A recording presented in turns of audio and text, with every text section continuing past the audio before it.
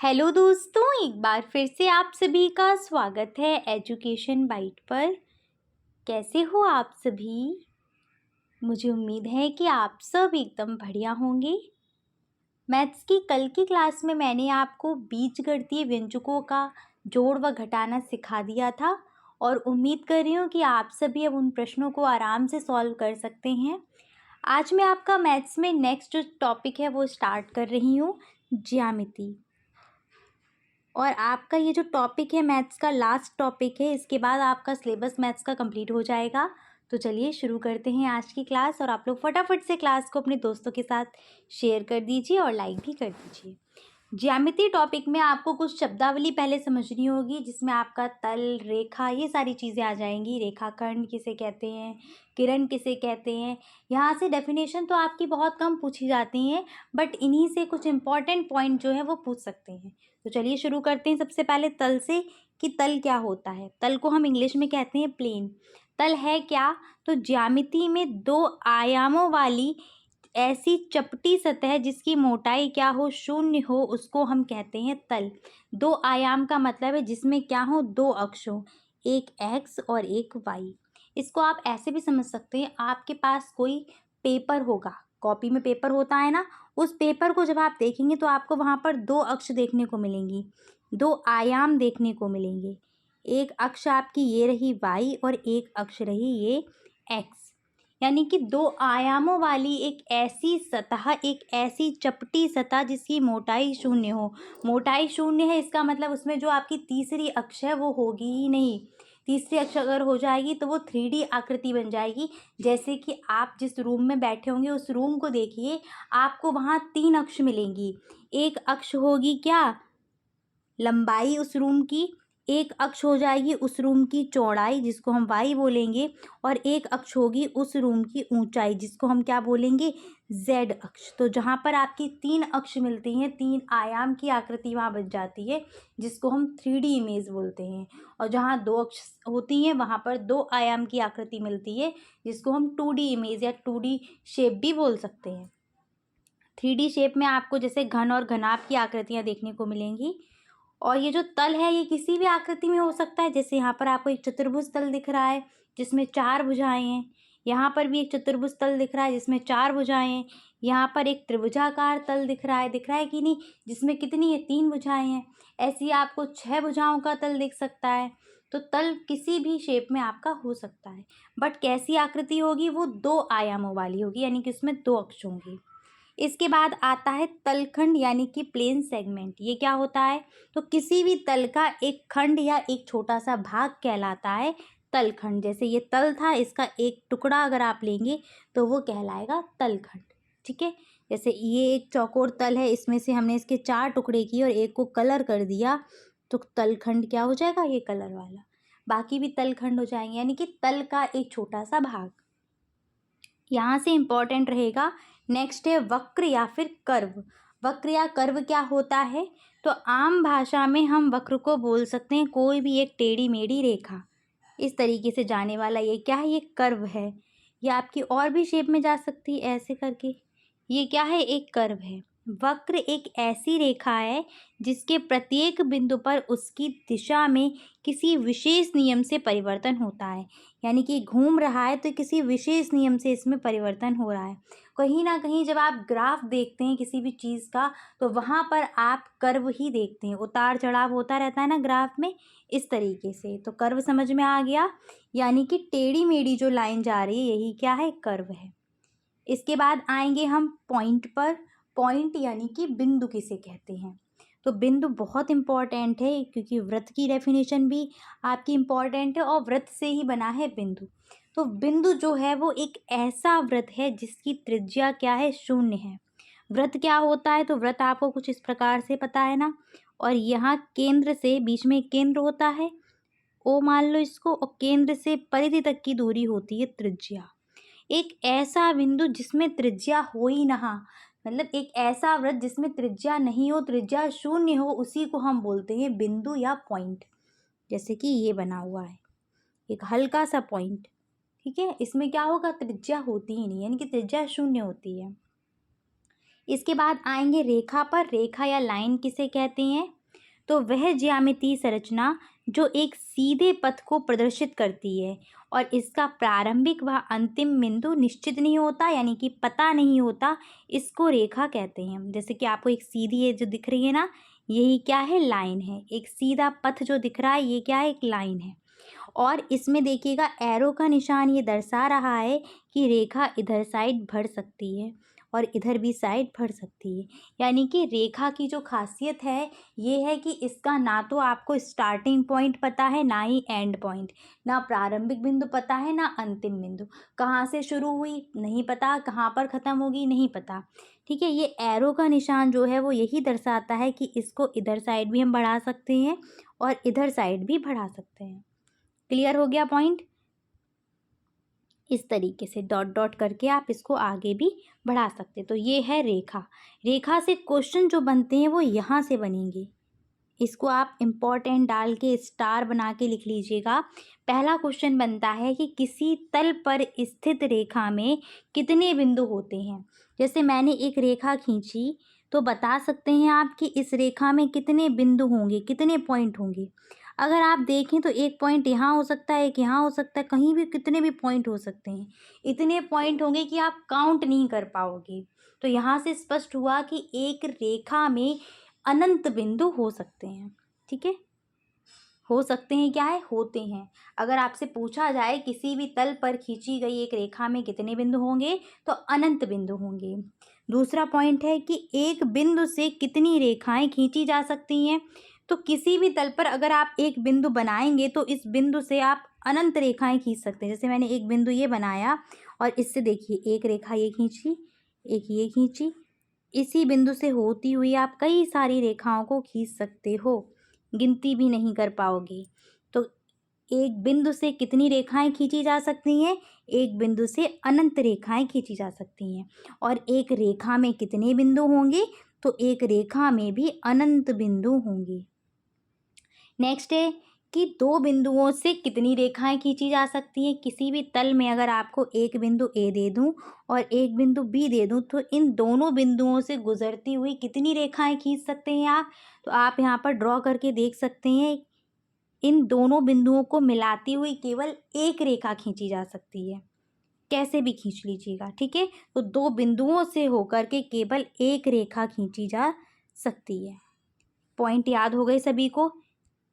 पहला क्या था? किसी तल पर स्थित रेखा में कितने बिंदु होंगे? तो किसी तल पर स्थित रेखा में अनंत बिंदु होते हैं। एक बिंदु से कितनी रेखाएं खींची जा सकती हैं? तो एक बिंदु से अनंत रेखाएं खींची जा सकती हैं। और दो बिंदुओं से होकर कितनी रेखाएं खींची जा सकती हैं? तो दो बिंदुओं से होकर के एक रेखा खींची जा सकती है। क्लियर? चलिए आगे बढ़ते हैं। यहाँ पर मैंने ड्रॉ करके भी आपको दिखा दिया था चित्र में। ये देखिएगा, एक रेखा खींची है तो यहाँ पर बिंदु कितने दिख रहे हैं? अनंत दिख रहे हैं। दो बिंदु से कितनी रेखा गुजरती हुई गई? एक बिंदु ये रहा, एक बिंदु ये। कितनी रेखा गुजरती गई? एक रेखा। और यहाँ पर एक बिंदु ओ है, यहाँ से कितनी रेखाएं खींची जा सकती हैं? अनंत खींची जा सकती हैं। इतनी कि आप गिन नहीं पाएंगे। इसके बाद आएंगे हम रेखाखंड पर। रेखा की डेफिनेशन क्या थी? एक ऐसा सरल पाथ जिसका ना तो प्रारंभिक बिंदु पता है ना ही अंतिम, यानी कि दोनों साइड ये बढ़ सकता है। रेखाखंड क्या होता है? रेखाखंड है एक ऐसा, एक मतलब आप बोल सकते हैं रेखा का ही खंड या रेखा का ही एक पार्ट, यानी कि एक ऐसी रेखा बोल सकते हो जिसकी क्या हो, बीच की दूरी आपको पता हो। तो आप ऐसे बोल सकते हैं कि दो बिंदुओं के बीच की दूरी कहलाती है रेखाखंड। यानी कि कहने का मतलब है जिसका प्रारंभिक बिंदु और अंतिम बिंदु निश्चित हो, पता हो, ज्ञात हो। रेखा में तो ना प्रारंभिक बिंदु पता होता है ना ही अंतिम पता होता है, पर रेखाखंड में प्रारंभिक बिंदु भी पता होगा और अंतिम भी पता होगा। इसीलिए देखिए कहीं भी एरो का निशान नहीं लगा है। तो रेखाखंड की डेफिनेशन क्या रहेगी? दो बिंदुओं के बीच की दूरी कहलाती है रेखाखंड। क्लियर? किरण किसे कहते हैं? तो किरण एक ऐसी रेखा है जिसका एक बिंदु ज्ञात होगा, कोई भी एक, चाहे अंतिम बिंदु ज्ञात हो चाहे प्रारंभिक ज्ञात हो। ठीक है, तो एक ऐसी रेखा जिसका अंत बिंदु या प्रारंभिक बिंदु ज्ञात हो वो कहलाती है किरण। जैसे आप देखेंगे ये किरण एक जा रही है, इसका ए पॉइंट तो ज्ञात है पर यहाँ एरो लगा यानी कि इस साइड इसको बढ़ाया जा सकता है। दूसरी किरण देखिएगा, एक पॉइंट तो इसका पता है, इधर वाला नहीं पता यानी कि ये इधर को बढ़ाई जा सकती है। तो किरण का क्या होगा, एक बिंदु ज्ञात होगा। ठीक है, एक बिंदु ज्ञात होगा। रेखाखंड में दोनों पॉइंट ज्ञात होंगे और रेखा में कोई भी बिंदु ज्ञात नहीं होता है। यहाँ पर मैं एग्जाम्पल अगर आपको दूं तो सूर्य का प्रकाश, ठीक है, सूर्य के जो प्रकाश होते हैं उसको हम किरण ही तो बोलते हैं, क्योंकि उसका प्रारंभिक यानी कि स्टार्टिंग पॉइंट जहाँ से वो आ रही है वो तो निश्चित है, कहाँ तक जा रही है वो ज्ञात नहीं है। ठीक है, इसीलिए उसको रे या किरण बोला जाता है। आगे आते हैं, प्रतिच्छेदी रेखाएं क्या होती हैं, इंटरसेक्ट लाइन। तो प्रतिच्छेदी रेखाएं ऐसी रेखाएं हैं जो एक दूसरे को एक बिंदु पर काटती हैं। जैसे कि मैंने एक रेखा ये खींची और एक रेखा ये खींची, इन्होंने एक दूसरे को कहाँ काटा, इस पॉइंट पर, इसको हम नाम दे दें पी। जैसे ये रेखा ए बी है और ये रेखा है सी डी, इन्होंने एक दूसरे को कहाँ काटा, पी बिंदु पर काटा। तो ये दोनों रेखाएं आपस में कहलाएंगी प्रतिच्छेदी रेखाएं। ऐसी रेखाएं जो एक दूसरे को एक निश्चित बिंदु पर काटती हैं वो कहलाती हैं प्रतिच्छेदी रेखाएं, और जो बिंदु बनेगा वो कहलाएगा प्रतिच्छेदी बिंदु। इसके बाद आते हैं समांतर रेखाएं क्या होती हैं। तो समांतर रेखाएं सम अंतर, ऐसी दो रेखाएं जो समान अंतर पे चल रही होंगी। ठीक है, देखिए एक रेखा ये जा रही है और एक रेखा ये जा रही है। अगर आप देखें तो यहाँ से यहाँ, यहाँ से यहाँ, हर जगह पर इनके बीच का अंतर क्या है, इनके बीच की दूरी क्या है, समान है, इसीलिए इनको बोलते हैं समांतर रेखाएं। तो ऐसी रेखाएं जिनके विभिन्न बिंदुओं पर उभयनिष्ठ लंबों की लंबाइयाँ क्या हो, समान हो, उनको बोलते हैं समांतर रेखाएं। जैसे आप ए बी और सी डी रेखा जो दी है, इसमें आप अगर लंब डालेंगे, यहाँ पर डालें, चाहे ये लंब डालें, चाहे यहाँ कहीं भी आप लंब डालें, इन लंबों की लंबाइयाँ हर जगह समान मिलें। यहाँ भी 3 सेंटीमीटर मिल रहा है, ये भी 3 सेंटीमीटर, सभी लंब अगर 3-3 सेंटीमीटर के हैं तो ये रेखाएं क्या हो जाएंगी, समांतर रेखाएं हो जाएंगी। समांतर रेखाओं को अगर आप बढ़ाते हुए जाएंगे तो इनकी खासियत ये है कि ये एक दूसरे को कभी भी काटती नहीं है, किसी भी पॉइंट पर काटेंगी नहीं। ये है समांतर रेखाओं की खासियत। यहीं पर मैं आपको बता दूं, कोई रेखा अगर इस प्रकार से जा रही है तो क्या ये समांतर है, नहीं है, क्योंकि एक टाइम पर ये आगे जब मिलेंगी तो एक दूसरे को कट करेंगी, प्रतिच्छेद करेंगी, तो ये समांतर रेखाएं नहीं होंगी। समांतर के लिए साइन इस प्रकार से लगाएंगे। तो अगर आपको लिखना हो कि ए बी रेखा समांतर है सी डी के, तो आप कैसे लिखोगे, A B parallel C D, A B समांतर सी डी। ये वाला जो साइन है ये प्रदर्शित करता है समांतर को। क्लियर। आगे आएंगे लंबवत रेखाओं पर। लंबवत रेखाएं क्या होती, लंबवत यानी कि एक रेखा दूसरे पर क्या डाले, लंब, और लंब में जो एंगल बनता है, जो कोण बनता है, वो बनता है 90 अंश का। तो ऐसी दो रेखाएं जो एक दूसरे को समकोण पर यानी कि 90 अंश पर काटती हैं या एक दूसरे को 90 अंश पर मिलती हैं, वो कहलाती हैं लंबवत रेखाएं। जैसे यहाँ पर एक रेखा है ए बी और एक रेखा है सी डी। तो सी डी और ए डी के बीच एंगल कहाँ है, जहाँ पर ये मिल रही है वहाँ पर कोण बन रहा है आपका 90 डिग्री। इसीलिए हम बोल सकते हैं कि सी डी या सी ओ, यहाँ पर पॉइंट नाम दिया है, तो सी ओ जो है वो लंब है किस पर, ए बी पर। और लंब को दर्शाएंगे कैसे, इस प्रकार से, लंब का साइन ये है और पैरेलल का साइन ये है। ठीक है, इसको परपेंडिकुलर बोलते हैं, क्या बोलते हैं, परपेंडिकुलर यानी कि लंबवत। ठीक है, चलिए आगे आते हैं हम तिर्यक रेखा पर। तिर्यक रेखा क्या होती है, तिर्यक, 3 शब्द निकल के आ रहे हैं ना यहाँ पर। तो जब 2 या 2 से अधिक रेखाओं को कोई अन्य रेखा काटती है तो वो रेखा कहलाती है तिर्यक रेखा। जैसे यहाँ पर एक रेखा ए बी जा रही थी, एक रेखा सी डी जा रही थी, इसको एक अन्य रेखा ने आकर के काट दिया इन दोनों को, तो ये जो अन्य रेखा काट रही है यही क्या है, तिर्यक रेखा। क्या बोलेंगे इसको हम, तिर्यक रेखा। क्लियर है। सेम ये इस प्रकार से भी शेप हो सकती है। ठीक है। तो भी ये क्या है, ब्लू वाली, ये एक तिर्यक रेखा है। जब दो रेखाओं को कोई अन्य रेखा काटती है तो वो कहलाती है तिर्यक रेखा। इसके बाद आएंगे संगामी रेखाएं क्या होती हैं। तो 3 या 3 से अधिक रेखाएं एक ही बिंदु से जब गुजरती हैं तो वो कहलाती हैं संगामी रेखाएं। जब दो रेखाएं गुजरेंगी तो वो तो आपको पता चल गया, प्रतिच्छेदी कहलाएंगी। और जब किसी एक ही पॉइंट से 3 या 3 से अधिक रेखाएं गुजर रही हैं तो ये सब रेखाएं आपस में कहलाएंगी संगामी रेखाएं। ठीक है, संगम मतलब एक इनका पॉइंट क्या है, मिलने का बिंदु, वही क्या है, ओ। ठीक है, एक ही बिंदु से गुजर रही, तो ये हो गई संगामी रेखाएं। इसके बाद आते हैं हम कोण यानी कि एंगल पर, और ये सबसे इम्पॉर्टेंट टॉपिक है क्योंकि यहाँ से कोण के प्रकार, कोण से रिलेटेड कई सारे क्वेश्चन आपके एग्जाम में आने वाले हैं, तो कोण को अच्छे से देखिएगा। कोण किसे कहते हैं, तो किसी एक ही बिंदु से खींची गई दो किरणों के बीच की बनी आकृति कोण कहलाती है। एक बिंदु हमने ये लिया, यहाँ से हमने दो किरणें खींच दी, इन दो किरणों के बीच जो आकृति बनी है यही आकृति क्या है, कोण, एंगल। नाम कैसे देंगे इसको, तो मान लीजिए हमने इसको नाम दिया MNO, तो लिखेंगे कैसे, जो जहाँ पर एंगल बन रहा है उसको हम बीच में रखेंगे।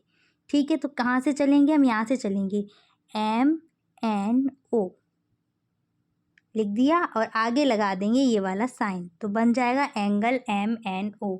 हम इसको कुछ इस प्रकार से भी लिख सकते हैं, हम O से स्टार्ट करें और फिर हम लिखें, तो सबसे पहले हम लिखेंगे O, फिर N, फिर M, तो लिख सकते हैं एंगल ONM। बस इतना ध्यान रखना है, जहाँ पर एंगल बना था, जहाँ पर कोण बना था उसको बस बीच में रखना है, बाकी आपको साइड वाला इधर उधर कर दोगे तो कोई फ़र्क नहीं पड़ेगा। कोण लिखना आ गया। ठीक है, कोण में ये जो आपकी हैं ये क्या हैं, ये भुजाएं हैं, इसको बोलेंगे भुजा, इसको कोण बोलेंगे, या फिर आप इसको शीर्ष भी बोल सकते हैं, कोने को शीर्ष बोलेंगे। आ गया सभी को समझ में।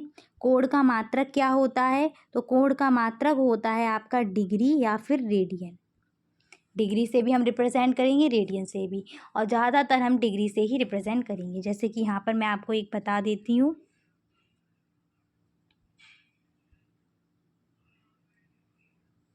एक बिंदु था, यहाँ से दो किरणें इस प्रकार से खींची और ये एंगल आपका बना, ये 30 डिग्री है, तो आप 30 डिग्री, डिग्री का साइन लगाएंगे ऊपर की तरफ।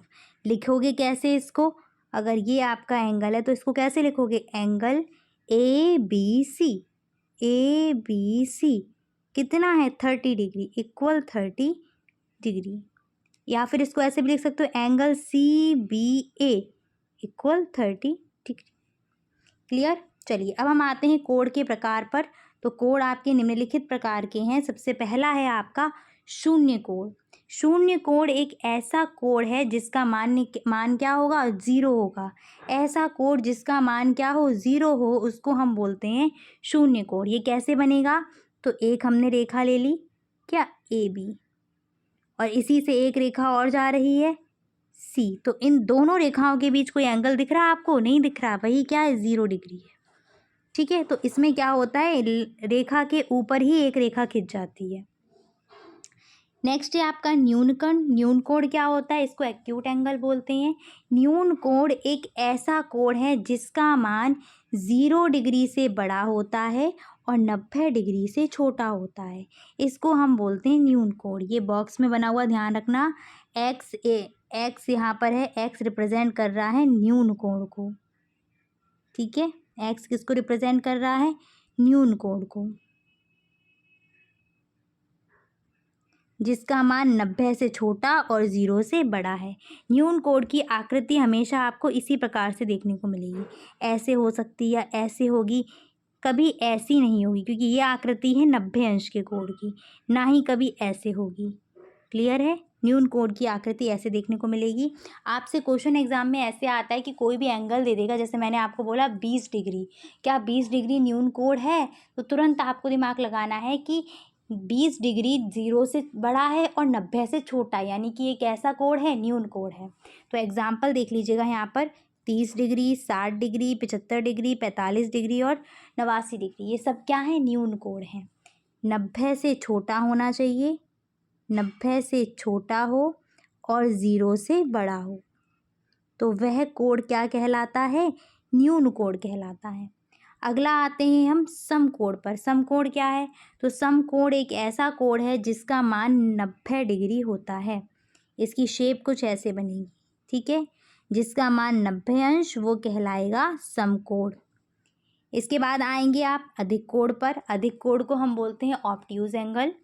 ये एक ऐसा कोड है जिसका मान 90 अंश से तो बड़ा होगा, परंतु 180 अंश से छोटा होगा, उसको हम बोलेंगे अधिक कोड। बॉक्स में मैंने यहाँ बना के रखा हुआ है, बस इसी पर ध्यान देना। यहाँ पर जो एक्स है वो दर्शा रहा है अधिक कोड को। मान 180 से छोटा, 90 से बड़ा।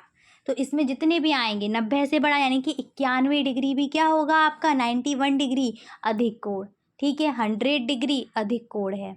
ऐसे ही आपका 170 डिग्री अधिक कोण है। तो एग्जाम्पल में देखो 100 degree, 120 degree, 99 degree, 179 degree, 155 degree, ये सब के सब क्या है? अधिक कोण है।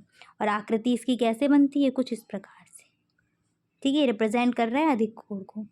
इसके बाद आता है आपका स्ट्रेट एंगल यानी कि सरल कोण। सरल कोण वह कोण है जिसका मान कितना होता है? 180 अंश। एक ऐसा कोण जिसका मान 180 अंश होता है वो कहलाता है सरल कोण या फिर स्ट्रेट एंगल। और इसको हम एक अन्य नाम से और जानते हैं जो है रिज कोण। इसको हम रिज कोण भी कहते हैं। क्लियर है? ये कैसे बनेगा आपका? तो देखिए यहाँ पर एक रेखा है ओ बी और एक रेखा है ओ ए। तो ये जो एंगल बन रहा है ये क्या है? सरल कोण है। कुछ इस प्रकार से भी अगर आपको दे दिया जाए तो यहाँ पर जो एंगल होगा वो क्या होगा? 180 डिग्री का होगा, ठीक है। इसके बाद आएंगे वृहत कोण पर। वृहत कोण को बोलते हैं रिफ्लेक्सिव एंगल। रिफ्लेक्सिव एंगल क्या होता है? एक ऐसा कोण जिसका मान 180 अंश से तो बड़ा हो बट 360 डिग्री से छोटा हो, उसको बोलते हैं वृहत कोण। क्लियर? वृहत कोण को हम प्रतिवर्ती कोण या पुनर्युक्त कोण भी कहते हैं। कौन कौन से आ जाएंगे? तो एग्जाम्पल देखो 200 degree, 270 degree, 240 degree, 320 degree, 345 degree, यानी कि 180 से बड़े और 360 से छोटे वाले सभी क्या होंगे? वृहत कोण होंगे। और शेप देखिएगा यहाँ पर ओ ए एक रेखा है और ये रही ओ बी। तो ये जो एंगल बन रहा है ये एंगल है वृहत कोण। क्लियर? इसके बाद आएंगे लास्ट है आपका संपूर्ण कोण। संपूर्ण कोण क्या होता है? Complete angle. वह कोण जिसका मान 360 डिग्री होता है उसे बोलते हैं संपूर्ण कोण। कैसे बनता है आपका? तो रेखा देखो ए बी और इसके ऊपर ही जाएगी कौन सी? ए सी रेखा। तो पहले तो अंदर की साइड लेंगे तब तो 0 डिग्री बनेगा, और जब हम यहाँ से यहाँ तक का लेंगे तो वो एंगल बनेगा 360 डिग्री का। क्लियर है? चलिए एक बार फिर से सभी सारे के सारे रिवाइज कर लेते हैं कोण के प्रकार। सबसे पहला था हमारा शून्य कोण। शून्य कोण क्या होता है? तो शून्य कोण वह कोण होता है जिसका मान 0 डिग्री होगा। इसके बाद आएंगे हम न्यून कोण पर। न्यून कोण क्या होता है? तो न्यून कोण वह कोण है जिसका मान 0 से बड़ा और 90 अंश से छोटा होगा, जैसे कि 30, 60, 75, 45 इत्यादि। इसके बाद आएंगे समकोण पर। समकोण वह कोण है जिसका मान 90 अंश होता है। इसके बाद है अधिक कोण यानी कि ऑब्ट्यूज एंगल। वह कोण जिसका मान 90 से बड़ा हो और 180 अंश से छोटा हो उसको बोलते हैं हम अधिक कोण। इसके बाद है सरल कोण।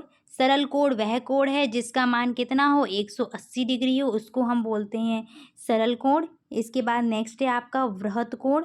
वृहत कोण क्या होता है? वह कोण जिसका मान 180 अंश से तो बड़ा हो बट 360 अंश से छोटा हो, उसको बोलते हैं वृहत कोण। और इसको प्रतिवर्ती कोण भी बोलते हैं, रिफ्लेक्सिव एंगल। इसके बाद आएंगे संपूर्ण कोण पर। वह कोण जिसका मान 360 डिग्री होगा उसको बोलेंगे संपूर्ण कोण। क्लियर? चलिए आगे आते हैं। यहाँ पर रिवाइज कर लीजिएगा एक बार। सबसे पहला था आपका शून्य कोण। शून्य कोण का मान कितना होगा? 0 डिग्री।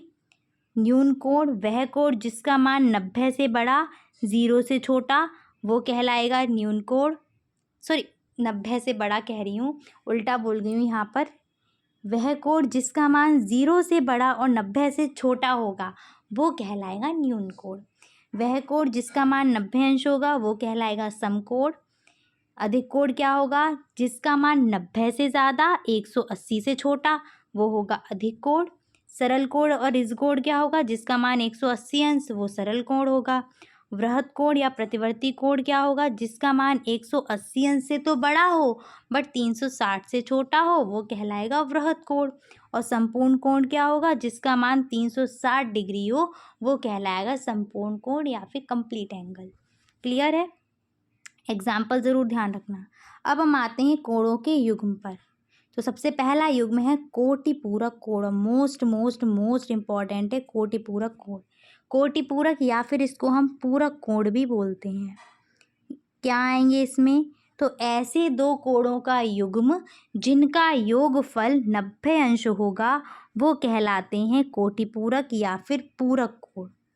ठीक है, जिनका योगफल क्या हो? 90 अंश हो। जैसे कि मैंने यहाँ पर ले लिया 40 और एक ले लिया 50। तो 40 और 50 का योगफल क्या है? 90 हो रहा है। तो ये 40 और 50 क्या है? दोनों जो युग्म बना वो क्या है? पूरक कोणों का युग्म है। ऐसे यहाँ एग्जाम्पल देखिए। पहला एग्जाम्पल है 30 और 60। 30 और 60 ऐड होके कितने हो गए? 90 अंश। यानी कि ये क्या है? कोटि पूरक कोण हैं दोनों। 45 डिग्री ऐड होके क्या हो गए? 90 अंश। तो ये युग्म जो बना वो कितना है? कोटि पूरक कोण का युग्म है।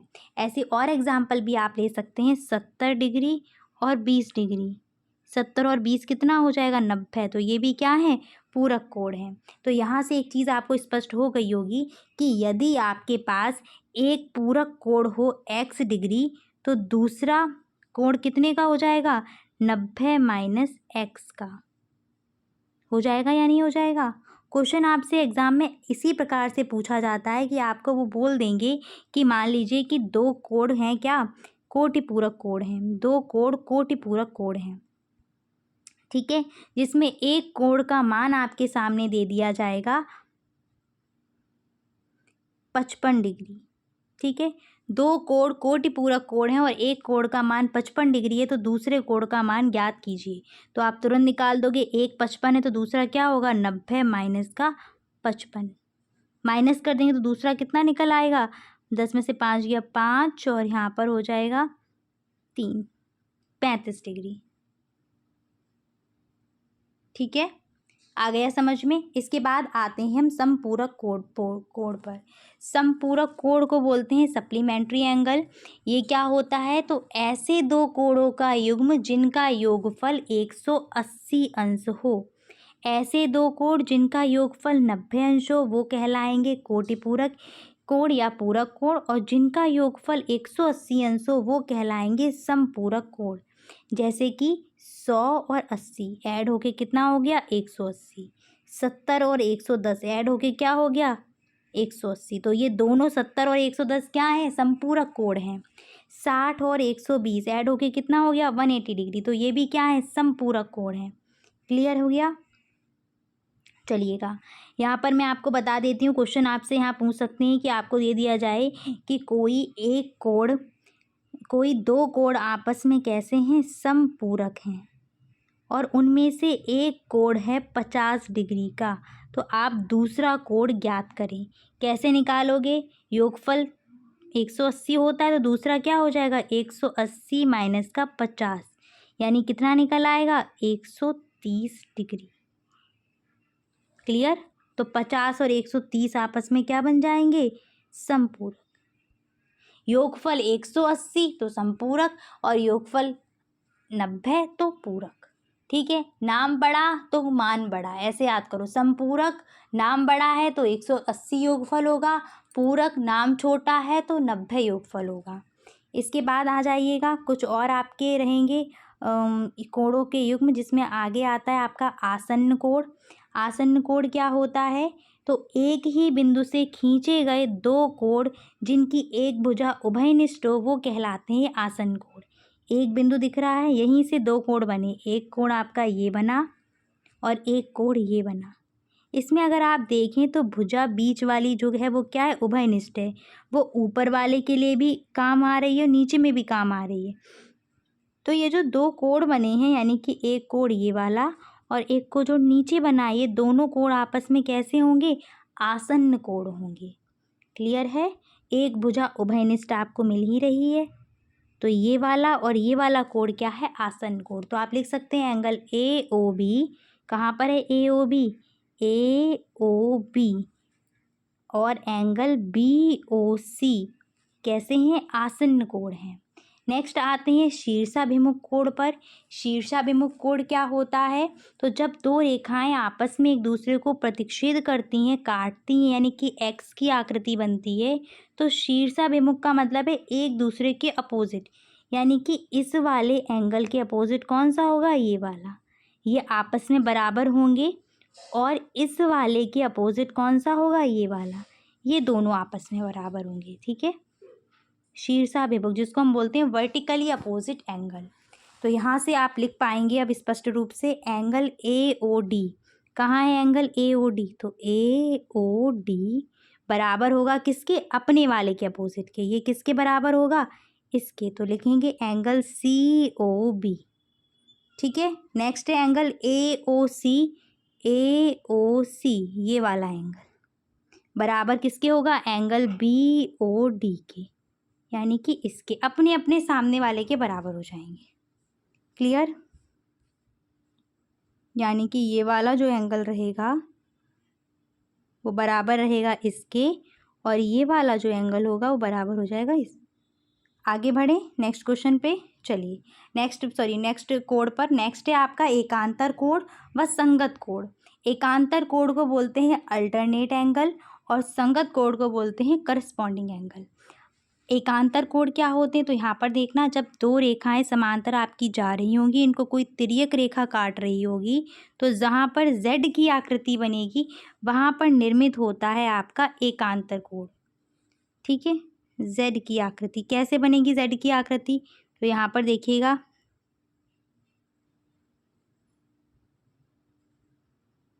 Z की आकृति निर्मित हुई, तो ये वाला जो एंगल है वो किसके इक्वल होगा, इसके। और कौन सी प्रॉपर्टी से, एकांतर की प्रॉपर्टी से, ठीक है। सेम आपको एक यहाँ भी मिलेगा, ये वाला इक्वल होगा किसके, इसके। कौन सी प्रॉपर्टी से, एकांतर की प्रॉपर्टी से। तो यहाँ पर आप लिख पाएंगे कौन कौन सा वाला, एंगल 4 किसके इक्वल हो जाएगा, Z कैसे बना था, Z आपका ऐसे ही तो बना था कि नहीं। तो एंगल 4 जो है वो किसके इक्वल होगा, एंगल 6 के। और एक यहाँ पर ये बना था एंगल 3 इक्वल हो जाएगा एंगल 5 के। कौन से प्रॉपर्टी से, तो एकांतर की प्रॉपर्टी से ये इक्वल हो जाएंगे। क्लियर। इसके बाद हम बात करते हैं संगत कोणों की। तो संगत कोण का मतलब है एक दूसरे की संगत, यानी कि साथ वाले। तो यहाँ पर देखेंगे, एक का संगत बनेगा 5, ठीक है। 2 का संगत बनेगा 6, ऐसे समझिएगा। यहाँ पर एक ये रेखा थी, इसके ऊपर वाला जो है एक का संगत 5, 2 का संगत 6, सेम नीचे भी मिलेंगे, 4 का संगत 8 और 3 का संगत 7, ठीक है। तो कोण 1 बराबर कोण 5 हो जाएगा, कोण 4 बराबर कोण 8, कोण 2 बराबर कोण 6 और कोण 3 बराबर कोण 7। कौन सी प्रॉपर्टी, संगत कोणों की प्रॉपर्टी से। समझ में आ गया संगत कोण कौन कौन से थे। एक बार फिर से बता देती हूँ, संगत और आपके एकांतर दोनों ही। संगत देखिए, ये एक रेखा है, तो इस रेखा के ऊपर वाला एंगल क्या है, 1। यहीं पर एक रेखा नीचे है, उसके ऊपर वाला एंगल क्या है, 5। तो 1 और 5 क्या हैं, संगत कोण है, और संगत कोण आपस में बराबर होते हैं। सेम रेखा के इधर साइड एक कोण है आपका 2 और इधर है 6, तो एंगल 2 और 6 भी बराबर होंगे, कौन से, संगत की प्रॉपर्टी से। सेम ए बी रेखा के नीचे देखेंगे, तो यहाँ पर एंगल है आपका 4 और यहाँ है 8, तो 4 और 8 भी बराबर होंगे किससे, संगत कोणों की प्रॉपर्टी से। यहाँ पर है एंगल 3 और यहाँ है 7, तो ये भी बराबर होंगे किससे, संगत की प्रॉपर्टी से, ठीक है। ये तो संगत की बात हो गई। इसके बाद हम एक बार उसकी बात करते हैं, एकांतर की। तो एकांतर में Z बनना चाहिए। देखिए Z की आकृति बन रही है, कौन सा वाला एंगल, ये वाला। 4 किसके बराबर हो जाएगा, 6 के। कौन सी प्रॉपर्टी से, एकांतर की प्रॉपर्टी से। सेम आपका एक Z ऐसा भी बनेगा जो उल्टा होगा, ठीक है। तो यहाँ पर 3 बराबर हो जाएगा 5 के, तो ये संगत की प्रॉपर्टी से बराबर हो जाएंगे। क्लियर है। चलिए आगे बढ़ते हैं नेक्स्ट एक नोट पॉइंट पर। नोट पॉइंट है आपका कि दो समांतर रेखाओं के आंतरिक कोणों का योग 180 डिग्री होता है। ये दो समांतर रेखाएं हैं और एक तिर्यक रेखा ने इसको इस प्रकार से काटा, तो आंतरिक कोण कौन कौन से हैं? एक कोण आंतरिक ये है और एक कोण ये है, तो इनका योगफल होगा 180 डिग्री, यानी कि एंगल 3 और एंगल 6 का योगफल हो जाएगा 180 डिग्री। सेम इसी प्रकार से यहाँ पर भी आपको मिलेगा एंगल 4 और एंगल 5, इनका योगफल भी क्या हो जाएगा 180 डिग्री। यहाँ पर मैं अलग से भी आपको ड्रॉ करके बता देती हूँ, जैसे एक रेखा ये गई, एक रेखा ये गई, तो इनके अंतः कोण, आंतरिक कोण, एक ये बना, एक ये बना, इनका योगफल क्या होगा 180 डिग्री। सेम एक अंतः यहाँ मिलेगा और एक अंतः यहाँ मिलेगा, इनका योगफल भी क्या होगा 180 अंश। आइएगा आगे हम कुछ अभ्यास प्रश्नों को सॉल्व करेंगे, जिसमें पहला क्वेश्चन है आपके सामने, निम्नलिखित में से वृहत कोण है, इनमें से कौन सा कोण वृहत कोण है? बताइएगा। वृहत कोण क्या था? एक ऐसा कोण जिसका मान 180 अंश से बड़ा हो और 360 अंश से छोटा हो, वो कहलाता है वृहत कोण। पहला 135 है, ये तो आएगा ही नहीं, ये आपका अधिक कोण है। 88 डिग्री, ये तो न्यून कोण है। 180 डिग्री, ये क्या है आपका सरल कोण है। बचा कौन सा 305 डिग्री, यही आपका उत्तर हो जाएगा। नेक्स्ट है 90 अंश के कोण को कहते हैं, 90 अंश के कोण को क्या कहते हैं? समकोण कहते हैं। किसी तल पर स्थित एक रेखा में कितने बिंदु हो सकते हैं? तो किसी तल पर स्थित एक रेखा में अनंत बिंदु होते हैं। क्लियर? दो बिंदुओं से कितनी रेखाएं खींची जा सकती हैं? केवल एक रेखा खींची जा सकती है। और एक बिंदु से कितनी रेखाएं खींची जा सकती हैं? तो एक बिंदु से अनेकों रेखाएं खींची जा सकती हैं, यानी कि अनंत रेखाएं खींची जा सकती हैं। कोटिपूरक कोण किसे कहते हैं? उदाहरण सहित बताइए। बता देंगे अब आप सभी कि ऐसे कोण का युग्म जिनका योगफल क्या हो 90 अंश हो। और एग्जाम्पल दे सकते हैं 60,30, 70,20, 50,40, क्या है ये? कोटिपूरक है। निम्नलिखित में अधिक कोण है, इनमें से अधिक कोण कौन सा है? तो देखो अधिक कोण की खासियत क्या थी? एक ऐसा कोण जिसका मान 90 से बड़ा हो और 180 से छोटा हो। पहला ऑप्शन है 45 डिग्री, ये कैसा है? ये तो एक न्यून कोण है। 180 अंश सरल कोण है, 90 अंश सम कोण है, 120 अंश क्या बचा आपका? अधिक कोण। क्लियर? इसके बाद आइएगा, यहाँ पर मैंने दिए थे कोणों के नाम लिखिए। तो 90 अंश देखिए क्या है? समकोण है। 130 अंश ये 90 से ज़्यादा है, 180 से छोटा है, तो ये अधिक कोण होगा। 180 अंश एक सरल कोण है जिसको हम ऋजु कोण भी बोलते हैं। 49 90 से छोटा है और 0 से बड़ा है, न्यून कोण हो जाएगा। और 320 डिग्री 320 लिखा है, तो यहाँ संपूर्ण कोण नहीं होगा, क्या होगा? ये वृहत कोण होगा। ठीक है, वृहत कोण, इसको करेक्ट करिएगा। संपूर्ण कोण नहीं, क्या होगा? वृहत कोण। संपूर्ण कोण क्या होता है? तो संपूर्ण कोण होता है आपका, यहीं पर मैं लिख देती हूँ करेक्शन करके, संपूर्ण कोण होता है 360 डिग्री। ठीक है, सही कर लेना। चलो तो फिर आज इतना ही रखते हैं। यहाँ पर आपके कोण और कोण के प्रकार कंप्लीट हो गए हैं। नेक्स्ट आपका रहेगा ट्राइंगल, रेक्टेंगल और आपका स्क्वायर। ठीक है, चलिए तो मिलते हैं अगली क्लास में। Thanks for watching and please like share and subscribe my channel. Bye bye, take care.